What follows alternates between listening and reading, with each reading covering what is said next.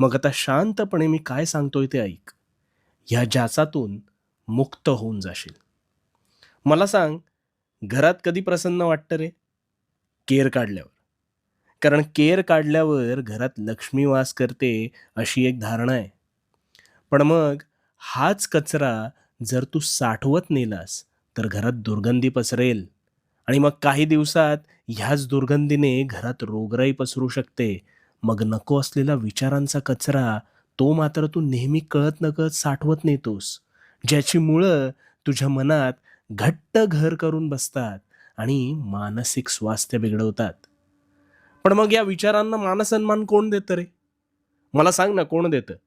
तूच ना. आणि म्हणून म्हणून ते तुझ्या मनात घर करून बसतात.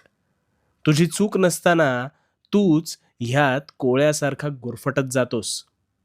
आता यातून मार्ग